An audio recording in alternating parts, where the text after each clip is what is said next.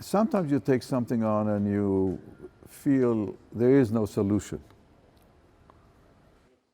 I didn't feel that here. I felt it's going to be very challenging, but not that there's no solution.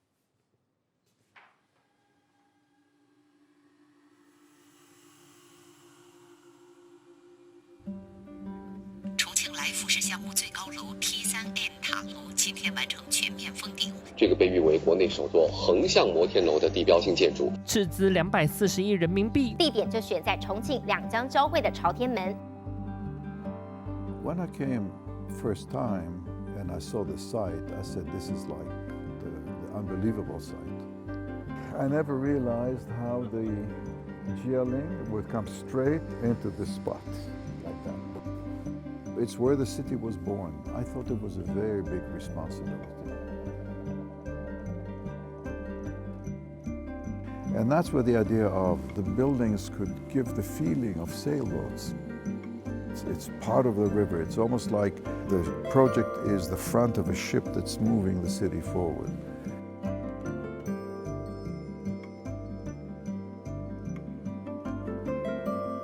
Chongqing is a rugged city. The topography just tells you the story. People have to go upstairs and downstairs. They're tough people here in Chongqing, and it's a tough landscape.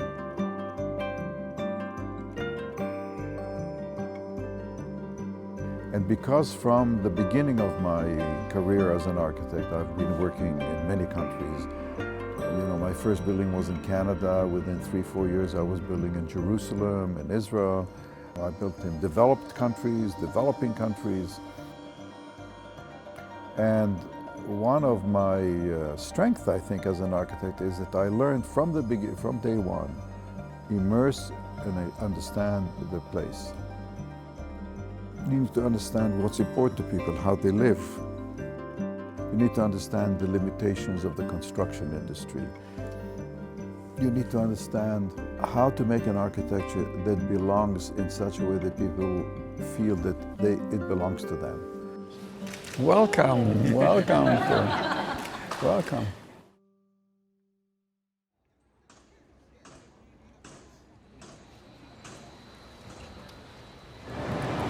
Yeah, I think you still want to be able to visually realise you've got the valve, but not so. That means it'll cut the shops off, and you'll see through. You'll know that it's there, and from the other side, you'll know that something is going on.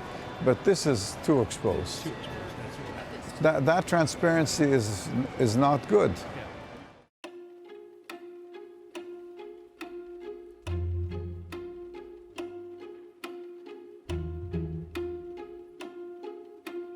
There's a design at the scale of a restaurant, mostly interior design. It's all about atmosphere and materials and details.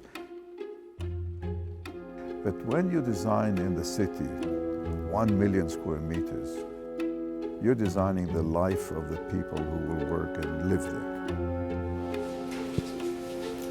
One of the questions we discussed this morning, we were saying, is the pre-function of the big room. If you have a wedding or something like that, very exposed to the mall, you don't see through this. I don't think that's appropriate. The holes should be bigger, but maybe you make them out of reflective material. I don't know how you do that. I'm nervous about the lighting of these rooms. I don't get scared very easily. My office was, more than I.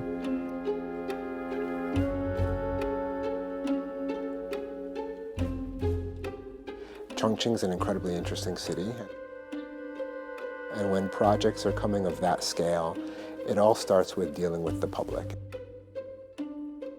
My name is Christopher Mulvey. I'm the managing principal with Safdie Architects. The scale of Chongqing is almost unlike any other that we've done before. I think in terms of building area, it's probably the largest project we've done. In terms of complexity, it's probably the most complex project we've done. It has the subway, it has the bus terminal, it has the shipping terminal, it has retail, housing, offices, hotel. So when we started this project, I thought, how will we solve all the problems? Because it's all integrated, you know. We're building the bus terminal. They didn't set their own spec.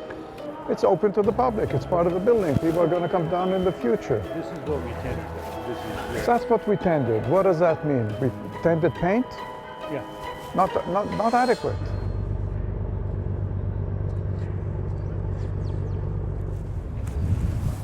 Where did the city start? Where? Here, where we stand. Right here? Yeah, that's where the gate was, the old gate.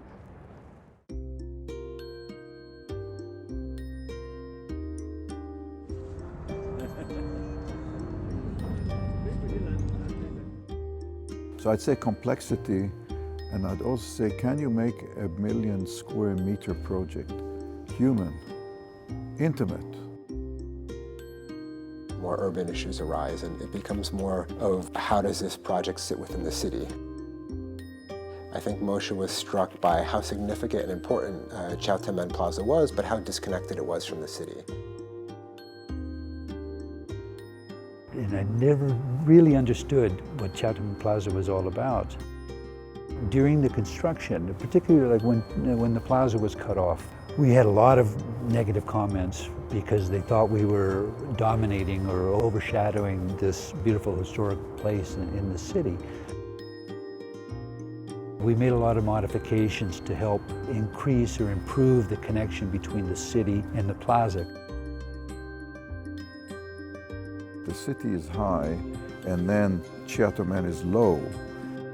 One of the achievements, I think, of our design is that we dedicated the whole roof of the podium. We're able to come straight from the streets of the city to the roof of the podium. So we have given the city a rather large park.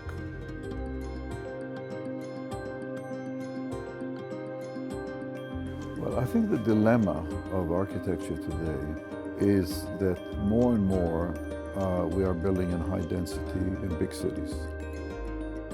So one of our objectives is to create as much nature, gardens, terraces, open space, as much light to bring in, arrange the building so much more light comes in. This is very nice where you get the reflections of the trees. You see the Yangtze, you see Jialing, but no great parks. Nature didn't survive the urbanization. It hasn't been easy getting these big trees here and keeping them happy.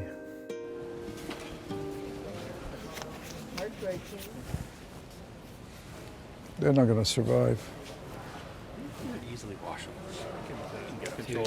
The risk is not just the money. The risk is we cannot replace those trees.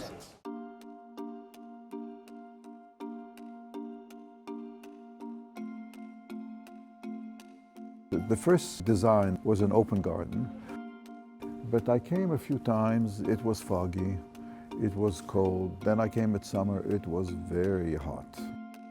So I decided we cover it.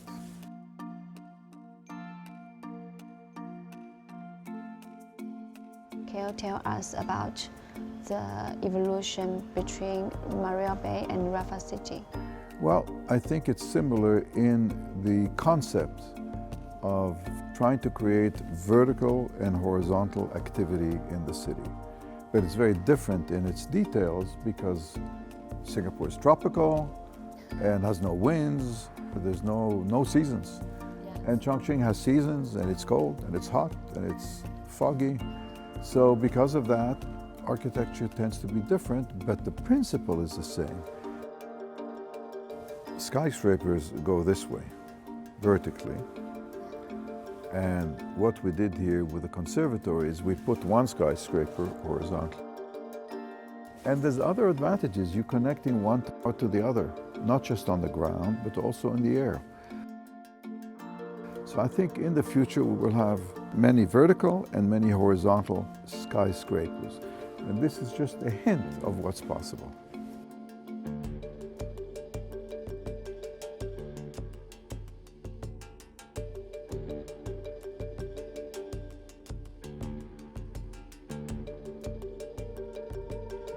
Now, given what's going on in the city with all the buildings going crazy, I think changing colors is not a bad idea, except that I don't think we should do red. We should leave this for the special occasions. Otherwise, What do you do on special days, on holidays, on Chinese New Year, on 17th anniversary? The red should be a very special treatment.